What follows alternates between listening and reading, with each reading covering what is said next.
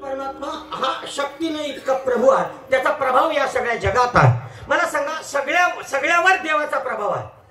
आपल्यावर आम्हाला सांगा, तुम्ही श्वास घ्याल एवढं स्वातंत्र्य तुम्हाला आहे. शंकराचार्य म्हणतात, निश्वासेन विश्वास कदा न बुद्ध भविष्यते. श्वासाचा देखील तुम्हाला भरोसा नाही, कोणत्याही क्षणाला तो निघून जाईल. हो, आता डॉक्टरांना हार्ट अटॅक येतं, तिथं बोला त्यांना अटॅक का आला पाहिजे, पण त्याला डॉक्टरना अटॅक आहे. सगळ्यात जगातला सगळ्यात मोठा हार्ट अटॅकचा डॉक्टर, तो पण हार्ट अटॅक घेऊन गेला, कारण त्याचाही श्वासावर भरोसा नाही.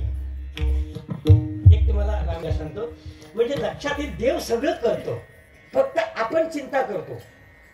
मला गंठन भेटेल का, मला गंठन भेटेल का, कशात चिंता करते.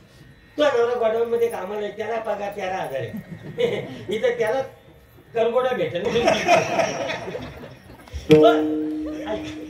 पण वस्तुस्थिती आहे, जर देवाने ठरवलं तुला गंठन भेटायचे, तर दुसऱ्या मिनिटाला तुझ्या बापाई जागा जाईल समृद्धी हवेमध्ये. लगेच बाप बोलत, थोडी तुला 2 गंठनी घेऊन टाक. म्हणजे नवऱ्याची ऐपत नव्हती तरी तिच्या गळ्यात गंठन आली. कारण काय, बापाची जागा गेली. बापाची जागा समृद्धीत गेली का तुझ्या गळ्यात गंठन पाहिजे म्हणून देवाने घालवली. करतो तर सगळं देव करतो बरं, म्हणून चिंता करायची नाही. आपण पण चिंता नाही करत. आता यांना चिंता लागते, पावसाळी कीर्तनाचा कसा होईल. अरे मरणाची माणसं मारायची बाकी येतात, त्याला चिंता करतात. मी आला का उत्तर कार्य, फक्त आपली एकी पाहिजे. आपण तिघा सावधानी आहे ना, आपली ग्रामपंचायत एकत्र ठेवा, कोणताही पोट रिकामा राहणार नाही. साधी गोष्ट आहे ना. मला सांगा, तुम्ही एवढं उत्तर करायला जाता, कमी आहे का. गेलं कीर्तन कोणता, कैलास महाराजचा. पकवातवाला कोण, आंबरे महाराज. साऊंड कोण, तो. तांकरी कोण, हे. एकाच म्हातारीनं आपल्या 4 जणांची पोटा एका जोरात भरली. महाराज संपला विषय. काय चिंता करीत बसता, मी तर चिंताच करीत नाही. महाराज एवढी मारायची बाकी आहे. हो, तुमच्या टेन्शन का नाही, एवढे कार्यक्रम माझं बाकी येतात. ह्या ज्यांच्या पैसा आले का, कमी का त्यांना अंगाला दुसऱ्याची खाणं लिहिली. कधी सत्यनारायण पूजा घालतो, कधी त्याला जाऊन सांगा सत्यनारायण घाला, पुण्य भेटतात. तो टोनकाच असतो, त्याला काय सत्यनारायण लगेच बोलायला लगेच सत्यनारायण टाकला जाते. आता तो घरच पीक मग याचं तर त्याला घरा काय सत्यनारायण घाल, नाही काहीच मला पायरीमध्ये घाल, त्याला काय. पण त्याला सांगत असं, चिकार दुनियादारी पडली अशी. नवीन फॅशन येते. आता बोर नाणं नावाचे एक फॅशन आले. बोर नाणं लग्नाच्या अगोदर नवरीला अंघोळ घालतात नाही. आता ह्या फॅशन अगोदर कोणी बघलं होतं, प्री वेडिंग बघा तुम्ही. प्री वेडिंग अरे पहिले तर नवऱ्या नवरीचा तोंड पण नव्हता. पण किती लाजाची नवरी तोंड वरती करीत नव्हती. नवरा पण असा, हो म्हाताऱ्याला सांगायला लागा तोंडच्या वर बघला, हो तरी त्या बघायला नाही. मला असं वाटते बुवा, आता नाही. आता चॅटिंग फिटिंग सेटिंग आणि मजरेश्वरीला बागी तो हात पोरी 10 जणांना मेसेज करते, डार्लिंग तेरे बिना जिना नाही. 10 जणी ना लगीन 11 बरोबर करते. आणि तिचा जेव्हा लगीन होत आहे, ते 10 जण गाणी बोलत फिरतात. तुम तो ठेरे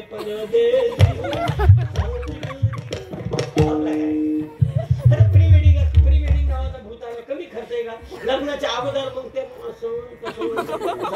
पण लग्नानंतर इंटरेस्ट राहत नाही. पहिले असा नव्हता महाराज. अरे पहिले नवरी बरोबर माणूस 2-2 महिने बोलत नव्हता. तिच्या अंगाला स्पर्शाचा तर सोडूनच द्या, बोलत नव्हता. नवऱ्या पण असं खरं घाबरायच्या का, ह्यो रावण आहे कसा नाही कसा. हे पहिलं म्हातारा बघा ना किती खतरनाक होतं. विचारा बरं त्याच्या म्हाताऱ्याला बोलला, तुम्ही बाबा बुक्का मारला तर दातच्या जागी इतका हा तरी त्या जात नव्हत्या. आता त्या पुरी नुसता कानफडत म्हणता लगेच म्हणजे वकील करेल. कठीण कार्यक्रम पहिले आता हो पहिले शाळेत जाताना मी त्याविषयी बोललो ना. पहिले शाळेत जाताना मोठ्या माणसाला एवढा मोठा पोरे असता की बाप दांडूक घ्यायचा. दर खूप त्याला कुदवीत शाळेत न्यायचा. हो शाळेत गेलो मास्तर पण कोपऱ्यात ठेवायचा, तो पण दणकवायचा. हो शाळेत शिकायची. आता नाही. आता इंग्लिश मिडियमला, आणि इंग्लिश मिडियमची शाळेच्या कमी बेकार कसा. हो पॅन्ट त्यांचीच, शर्ट त्यांचा, टाय पण त्यांचीच. कोणती शाळेची compulsory. You have buy compulsory books and notebooks and pen and English मिडियमचा. म्हणजे बुक त्यांचा, चप्पल त्यांची, सॉक्स त्यांचा, टाय त्यांची, वही त्यांचीच. बॅग पण त्यांची, वॉटर बॅग पण त्यांची, आयडी पण त्यांचा. आता उरली फक्त एकच गोष्ट, पोराची चड्डी, ती पण तुम्ही द्या. मी डोक्याला तापच नाही. शिक्षण व्यवस्थेचा नुसता बाजार झालाय महाराज.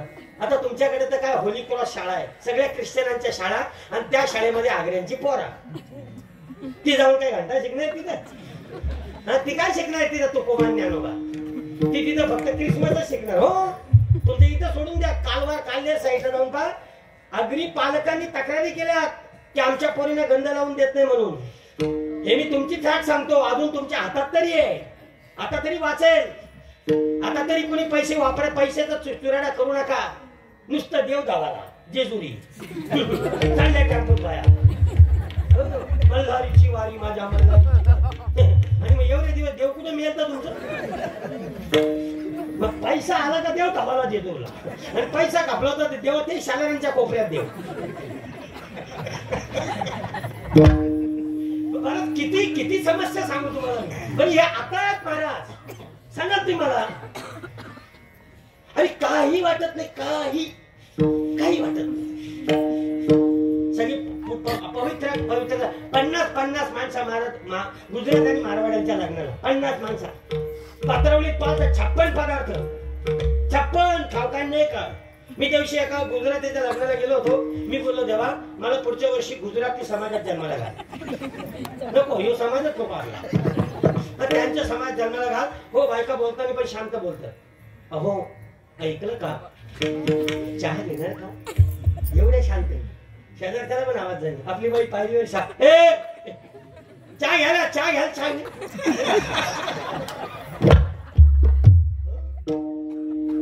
ब्राह्मणांची बाई बोलतो किती सुंदर. अहो ऐकलं का, तुम्हाला आज बरं नसेल वाटत तर शांतपणे पडून घ्या. आपली बाई गाऊन घेतलाय, गाऊन घेतलाय, काटमाडी. मग मी देवाला प्रार्थना केली, पुढच्या वर्षी एक ब्राह्मण म्हणून जन्माला घाल, म्हणजे जरी आपण 4% असलो तरी 68% बहुजनावर आपोआप राज्य करता येत आहे. दोन उपमुख्यमंत्री असताना पण त्यांचं काही चालत नाही, फक्त मेराही चालताय आपण म्हणून बुद्धिवान माणूस पाहिजे. आणि बुद्धिवान माणसाला सगळं सांगतात. सगळा एक ब्राह्मण गेला जंगलामध्ये फाट्यानं, दोरी नव्हती, त्यांनी जानवा काढला, फाट्या बांधली, तसाच गेला उत्तर झाली. एकाने विचारला का बाबा तुमच्या गळ्यात जानवा नाही? तो बाबा बोलतो तेव्हा म्हातारीचा होता का जानवा? नव्हता ना, म्हणून मला पण जानवा नाही. जमता त्यांचा. हो, हुशार माणूस. एका ब्राह्मणाच्या पोराने एका कुत्र्याचा दगड मारला, कुत्रा मेला. कुत्रा मेल्यानंतर सगळा गाव एकत्र आला. कुत्रा मारला कोणी कोणाच माहित नाही, सगळा गाव एकत्र आला. आता त्याला माहित नव्हतं आपल्या पोराने मारले ते. सगळा गाव गेला, बाबा कुत्रा मेलाय, प्रायश्चित्त सांगा. बाबा म्हटलं पूजा घालायला लागत. आता पूजा घालील कोणाच्या पोराने मारलं त्या समजून. मग बाबा म्हटलं एक काम करा, सोन्याचा कुत्रा दान द्यायला लागेल. सोन्याचा कुत्रा दान द्यायला लागेल. तो म्हटलं अख्खा गाव सोन्याचा कुत्रा कसा दान देईल? मग तो ब्राह्मण म्हटला एक काम करा, ज्यांनी दगड मारले त्याच्या बापाला सांगा सोन्याचा कुत्रा दान द्या. गावकरी असायला लागले. येऊन तो कशाला असता, तो दगड तुमच्याच पोराने मारले. नंतर आपण पंचांगण पाहू म्हणजे दुसरा मुहूर्त पाहू. बुद्धिवान माणसाच्याकडे जन्माला येणं हीच खऱ्या अर्थाने शांती आहे. बाबा काय सांगू तुम्ही, विजिट पाहुणे न वाकला कळलं तुम्हाला? हुशार झाला तुम्ही. हो